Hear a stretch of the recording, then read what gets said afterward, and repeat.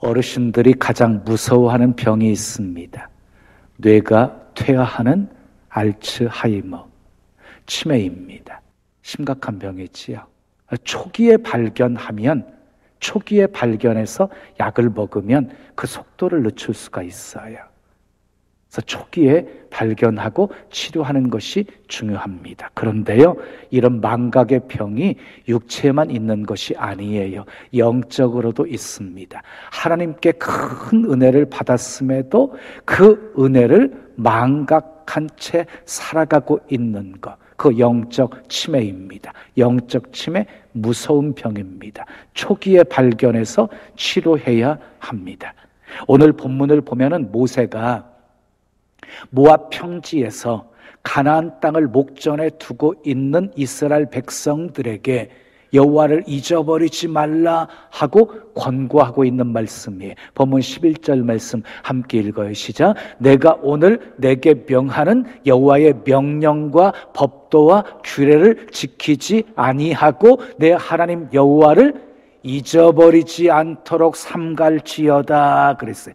지금 이스라엘 백성들은요, 젖과 꿀이 흐르는 가나안 땅을 목전에 두고 있습니다. 요단강만 건너게 되어지면 가나안 땅이었습니다. 그런 상황 속에서 지금 모세가요, 이스라엘 백성들이 가나안 땅에 들어가서 잘 먹고 잘 살고 은금이 풍부하게 되어지고 소유가 풍부하게 되어질 때에 하나님을 잊어버릴까 염려하고 있습니다. 그리고 잊어버리는 원인을요, 교만이라고 지적하고 있어요. 본문 14절 말씀 읽어요. 시작. 내 마음이 교만하여 내 하나님 여호와를 잊어버릴까 염려하노라. 여러분, 교만해지면 하나님을 잊어버리게 되어집니다. 그러면 교만이 무엇입니까? 교만은요, 하나님 없이도 살 수 있다는 마음이에요. 자기 스스로 모든 것을 할 수 있다는 마음이에요. 교만하면 하나님의 은혜를 잊어버립니다. 사람이 언제 넘어집니까? 교만할 때 넘어집니다. 그래서 솔로몬은요, 교만은 패망의 선봉이요 라고 말했고요, 사도 바울은 선줄로 생각하는 자는 넘어질까 조심하라 하고 말씀하고 있습니다. 언제 교만해집니까? 잘 먹고 잘 살고 소유가 풍부해질 때 교만해지는 것입니다. 우시야 왕을 보십시오. 그가 하나님을 구할 동안에는요, 형통했습니다. 기이한 하나님의 도우심으로 그 이름이 예굽 변방까지 퍼지게 되었습니다. 그런데요, 강성해지게 되어지자 우시야 왕이 교만해집니다. 그래서 성전에 들어가서 분향을 하려고 합니다. 제사장 아사랴가 용감한 제사장 80명을 이끌고 들어가서 분향하는 우시야 왕을 가로막습니다. 그랬더니 우시야 왕이 버럭 제사장들을 향해서 화를 냅니다. 그 순간 우시야 왕의 이마에 납병이 생깁니다. 교만하면 넘어집니다. 교만하면 은혜를 잊어버립니다. 은혜를 잊어버리면 반드시 망합니다. 솔로몬도 그랬습니다. 왕이 되자 얼마나 감사했던지 하나님 앞에 1000번제를 드렸어요. 1000마리 제물을 하나님께 드린 거예요. 하나님께서 감동을 먹으셔서요, 꿈속에 나타나셔서 내게 무엇을 줄고 너는 내게 구하라. 그때 솔로몬이 자기를 위해서 부귀와 영화를 구한 것이 아니라요, 하나님이 자기를 왕으로 세우신 것은 백성들의 송사 문제를 잘 해결하라고 세우신 것이니까 지혜 달라고 기도한 거예요. 하나님 마음에 합한 기도를 드렸던 솔로몬의 기도를 들으시고 하나님께서요, 전무후무한 지혜의 왕이 되게 하셨을 뿐만 아니라 그가 구하지 아니했던 부귀와 영화까지 덤으로 더하여 주십니다. 솔로몬만큼 부귀와 영화를 누린 왕이 없었습니다.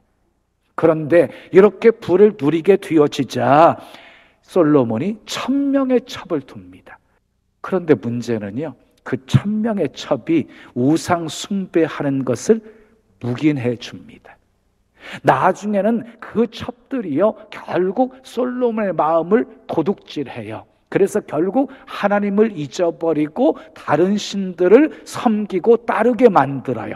그 모습을 보고 하나님이 진노하셔서 2번이나 솔로몬에게 경고를 하십니다.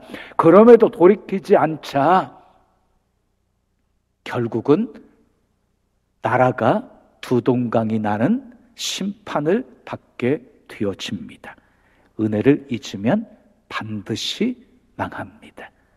그래서 모세는요, 하나님을 기억하라고 말씀하고 있습니다. 본문 18절 말씀 속에서도 내 하나님 여호와를 기억하라 라고 말씀하고 있고, 19절과 20절 말씀을 보면 하나님을 잊어버리고 다른 신들을 섬기게 되어지면 반드시 멸망할 것이라고 경고하고 있습니다. 19절, 20절 말씀 함께 읽습니다. 시작. 내가 만일 내 하나님 여호와를 잊어버리고 다른 신들을 따라 그들을 섬기며 그들에게 절하면 내가 너희에게 증거하노니 너희가 반드시 멸망할 것이라. 여호와께서 너희 앞에서 멸망시키신 민족들 같이 너희도 멸망하리니 이는 너희가 너희 하나님 여호와의 소리를 청종하지 아니함이니라. 그래서 여호와를 잊어버리고 다른 신들을 섬기게 되어지면 반드시 멸망할 것이라고 말씀하고 계십니다. 여러분 기억하십시오. 하나님을 잊어버리면 인생도 끝이 나고 성공도 끝이 나고 행복도 끝이 납니다. 이스라엘 백성들 보십시오.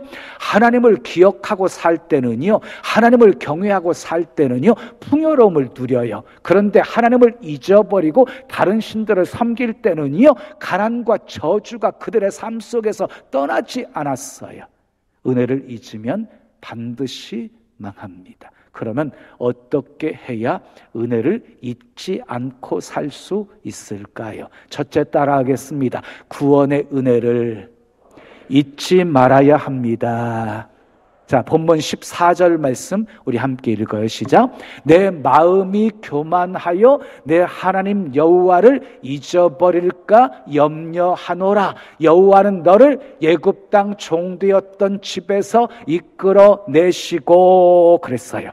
이스라엘 백성들은 애굽에서 400년 동안 종살이하면서 살았어요. 하나님께서 그들을 불쌍히 여기셔서 애굽 땅에서 종되었던 땅에서 건져내어 주셨어요. 그리고 젖과 꿀이 흐르는 가나안 땅을 기업으로 허락해 주셨어요. 그러므로 이스라엘 백성들에게 가장 큰 감사는요, 출애굽의 은혜였습니다. 출애굽의 은혜, 구원이었습니다. 구원, 하나님의 구원.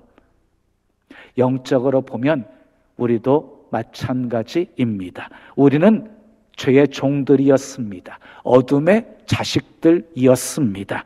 그런 우리를 하나님께서는 불쌍히 여기시고 예수 그리스도의 십자가의 공로로 우리의 허물과 죄를 깨끗이 씻어주시고 하나님의 자녀 삼아주셨습니다. 그리고 장차 그리스도와 더불어서 하나님 나라의 모든 영광을 영원히 누리며 살게 해주셨습니다.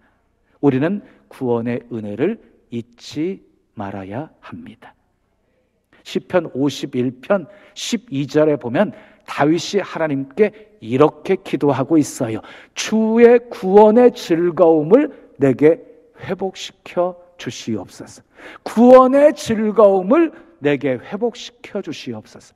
그러니까 다윗이 살아가면서 너무 편안하고 너무 하나님의 은혜 속에 살아가다 보니까 점점 구원의 즐거움이 사라지기를 시작했다는 거예요. 그래서 위기의식을 느낀 다윗이요, 주의 구원의 즐거움을 내게 다시 회복시켜 주시옵소서 라고 기도한 것입니다. 우리는 어떻습니까? 구원의 기쁨과 구원의 즐거움이 있으십니까? 아멘 잘 못하시는 거 보니까 여러분들도 구원의 즐거움이 회복돼야 될 필요성이 있는 거지요. 여러분, 구원의 기쁨과 구원의 즐거움이 다시 회복되어질 수 있다면 다른 것은 전혀 문제가 되어지지를 않습니다. 왜냐하면 하박국 선지자처럼 구원의 하나님으로 인하여서 내가 기뻐하고 즐거워하면서 사는데 그 어떤 환경이 문제가 되어지겠습니까? 우리가 잘 아는 찬송가 305장은 이렇게 노래하고 있습니다. 나 같은 죄인을 살리신 것도 하나님의 은혜이고 큰 죄악에서 건지신 것도 하나님의 은혜이고 지금껏 내가 살아온 것도 하나님의 은혜이고 장차 천국에서 영원히 살 것도 하나님의 은혜입니다. 구원의 은혜 잊지 마십시오. 두 번째 따라하겠어요. 광야의 삶을 잊지 말아야 합니다.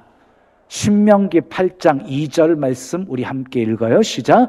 내 하나님 여호와께서 이 40년 동안에 내게 광야길을 걷게 하신 것을 기억하라.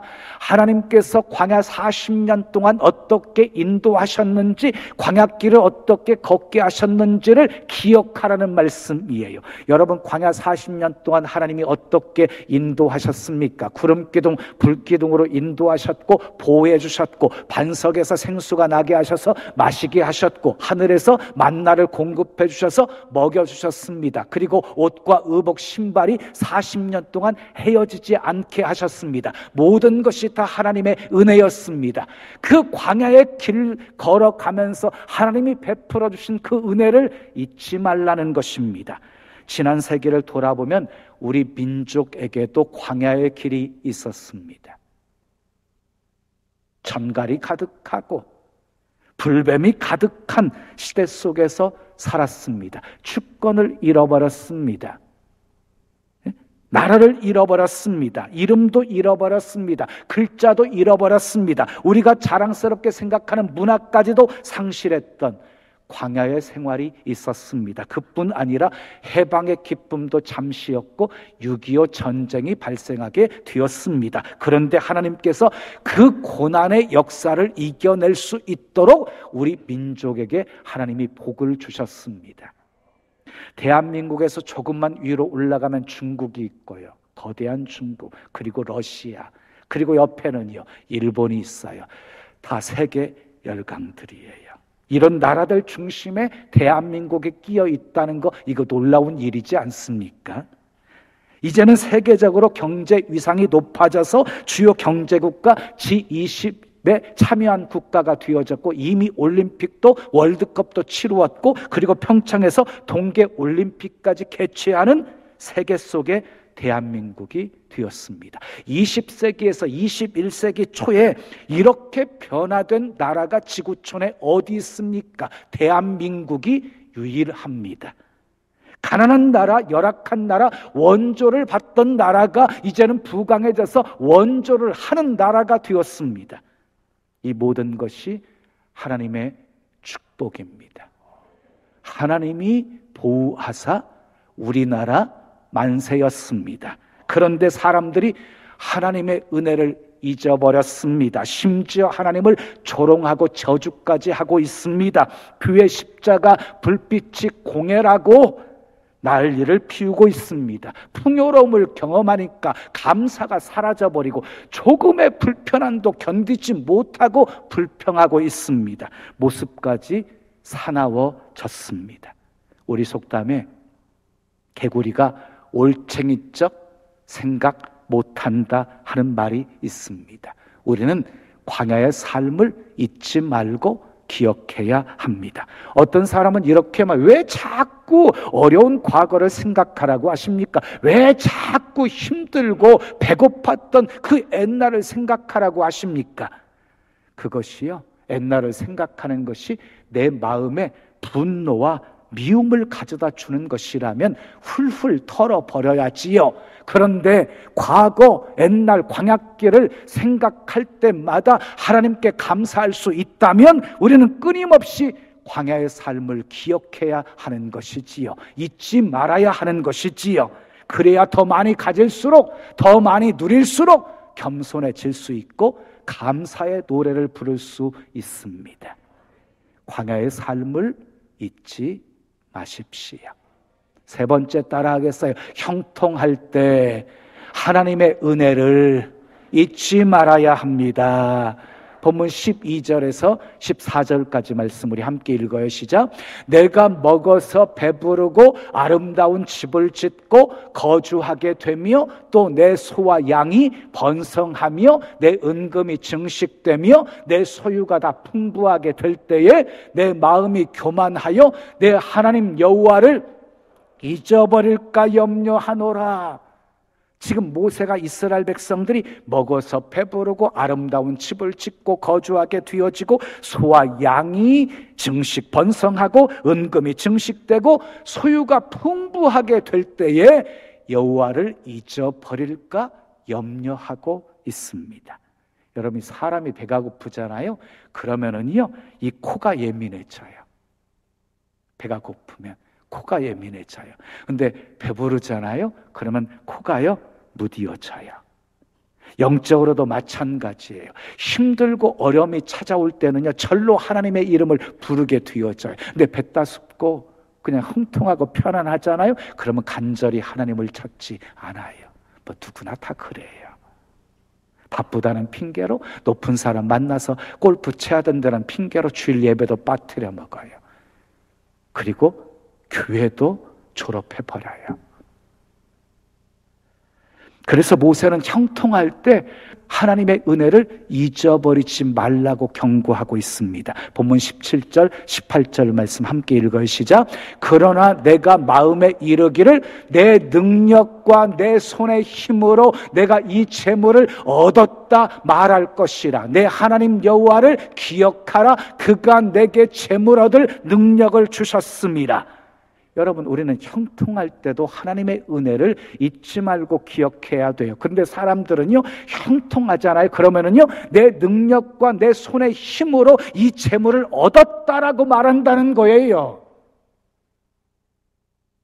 여러분, 분명히 기억하세요. 내 손으로, 내 힘과 능력으로 재물을 얻은 것이 아니라 하나님께서 재물 얻을 능력을 내게 주셨기 때문에 얻게 되어진 것이에요. 아멘. 진정한 감사는요, 내가 아니라 다 하나님이 하셨습니다 라고 고백되어질 때 진정한 감사를 할 수 있는 거예요. 다 하나님이 하셨어요, 하나님이 이루셨어요, 하나님이 이기게 하셨어요 라고 고백할 수 있을 때 비로소 진정한 감사가 시작되는 것입니다. 다윗을 생각해 보십시오. 하나님의 은혜로 이스라엘 왕이 되었어요. 백향목으로 지은 궁전에서, 화려한 궁전에서 살게 되어졌어요. 그런데 이렇게 잘 나가고 형통할 때 다윗은요, 하나님의 은혜를 잊지 않았어요. 나단 선지자에게 이렇게 말합니다. 나는 백향목 궁에 거주하고 있는데 하나님의 언약궤는 낡은 천막 속에 있으니 내 마음이 편치 않습니다. 내가 살고 있는 궁정보다 성전을 더 아름답게 지어드리기를 원합니다. 다윗은 형통할 때 은혜를 잊지 않았습니다. 하나님의 성전을 짓고 싶어 했습니다. 하나님께서 그 마음을 아름답게 받으셨습니다. 그래서 다윗에게 복을 주셨습니다. 다윗을 높여주셨습니다. 다윗의 이름을 존귀하게 해주셨습니다. 대대손손 하나님의 복이 임하게 하셨습니다. 형통할 때 하나님의 은혜 잊지 마십시오. 마지막 네 번째 따라해요. 어려울 때도 하나님의 은혜를 잊지 말아야 합니다. 본문 15절 16절 말씀 함께 읽어요. 시작. 너를 인도하여 그 광대하고 위험한 광야 곧 불뱀과 전갈이 있고 물이 없는 간조한 땅을 지나게 하셨으며 또 너를 위하여 단단한 반석에서 물을 내셨으며 내 조상들도 알지 못하던 만나를 광야에서 내게 먹이셨나니 이는 다 너를 낮추시며 너를 시험하사 마침내 내게 복을 주려 하심이었느니라. 우리는 형통할 때뿐만 아니라 어려울 때도 하나님의 은혜를 기억하며 감사해야 합니다. 형통할 때도 어려울 때도 감사할 수 있다면 범사에 감사할 수 있는 것이지요. 하나님께서 이스라엘 백성들을 광야길로 인도하셨습니다. 위험한 곳이었습니다. 전갈이 있는 곳이었습니다. 불뱀이 있는 곳이었습니다. 물이 없는 간조한 땅, 그래서요, 농사도 지을 수 없고 목축도 할 수 없는 그런 땅이었습니다. 그런데 왜 하나님께서 이스라엘 백성들을 출애굽시키셔서 이 광야길로 인도하신 것입니까? 골탕 먹이기 위해서였습니까? 아닙니다. 그 속에 하나님의 선한 뜻이 있었습니다. 그 뜻이 무엇이었습니까? 이는 다 너를 낮추시며 너를 시험하사 마침내 내게 복을 주려 하심이었느니라. 광야의 길은 훈련의 과정이었습니다. 마침내 복을 주시기 위함이었습니다. 빙점의 작가 삼포등자는 은혜에 익숙해지는 것이 가장 무서운 것이다. 은혜에 익숙해지는 것이 가장 무서운 것이다 라고 말했어요. 삼포등자는요, 중한 병에 걸렸어요. 그런데 한 청년을 만나서 전도를 받았어요. 너무너무 감사해서 그 청년과 결혼했어요. 그리고 병든 자신과 결혼해 준 그 남편 생각하면 눈물 나도록 고마웠어요. 그런데 몇 년을 같이 살다 보니까 별로 고맙지가 않았어요. 그저 그랬어요. 그냥 당연한 것으로 생각하게 되었어요. 남편에게 신경질도 내고 막 화도 내고 미워하기도 하는 자신의 모습을 보면서 은혜에 익숙해지는 것이 얼마나 무서운지를 깨닫게 되어진 거예요. 은혜에 익숙해지는 것이 얼마나 무서운지. 우리의 모습은 어떻습니까? 하나님의 은혜가 너무 익숙해져 있지는 않으십니까? 찬송을 들어도 기쁨이 없고 예배를 드려도 감격이 없지는 않으십니까? 은혜에 너무 익숙해져서 감사가 사라졌기 때문입니다. 부디 감사절에 감사를 회복하시고, 아멘, 신앙도 회복하시고 능력도 회복하시고 축복도 회복하시기를 축복합니다. 다음 주는 추수감사주일로 지킵니다. 추수감사절은 절기 중에 가장 큰 절기입니다. 감사하는 절기입니다. 감사는요, 마음으로 해야 됩니다. 입술로 고백해야 됩니다. 물질로 표현해야 합니다. 추수감사 헌금은 1년 감사 헌금입니다. 평상시 드리는 감사와는 달라야 합니다. 얼마를 드리는 것이 기준일까요? 기준은 없습니다. 믿음의 분량만큼 드리면 됩니다. 억지로 하지 마십시오. 감사함으로 하십시오. 준비된 예물을 드리십시오. 구약에서 제사 드릴 때는요, 제물이요 좀 구분됐지요. 부자는 소, 가난한 사람은 비둘기, 그리고 중간층의 사람은요 양과 염소를 드리게 했습니다. 어떤 분은 1년에 한 달 정도의 수입을 감사 예물로 드리는 분도 있고요. 그리고 하루에 1,000원씩 1년 365일이니까 36만 5천 원을 감사 헌금으로 드리기도 합니다. 저희 가정은 마지막 것을 선택해서 드려요. 근데 저희는 가족 수만큼, 가족이 4명이거든요. 곱하기 4를 해요. 그래서 플러스 알파가 많아요. 그런데 여러분, 물질을 드리는 것보다 하나님을 더 기쁘시게 하는 감사가 있어요. 천하보다 귀한 한 영혼 주님께 데려와서 드리는 거예요. 우리 전도하는 추수감사절이 되었으면 좋겠습니다. 사랑하는 여러분, 하나님의 은혜를 잊으면 반드시 망합니다. 그러나 하나님의 은혜를 늘 기억하고 감사하며 살면 반드시 복이 임합니다. 구원의 은혜 잊지 마십시오. 광야의 삶을 잊지 마십시오. 형통할 때도 하나님의 은혜 잊지 마십시오. 어려울 때도 하나님의 은혜 잊지 마십시오. 범사에 감사하며 사십시오. 기도할 때도 감사함으로 기도하시고, 아멘. 찬송할 때도 감사함으로 찬송하시고, 예배할 때도 감사함으로 예배하시고, 예물을 드릴 때도 감사함으로 헌금을 하십시오. 하나님 말씀 받을 때에도 감사함으로 말씀을 받으십시오. 형통할 때도 감사하고 어려울 때도 감사하고 범사에 감사하심으로 여러분의 삶에 하나님의 은혜와 축복이 항상 넘치시기를 예수님의 이름으로 축원합니다. 축원합니다. 축원합니다.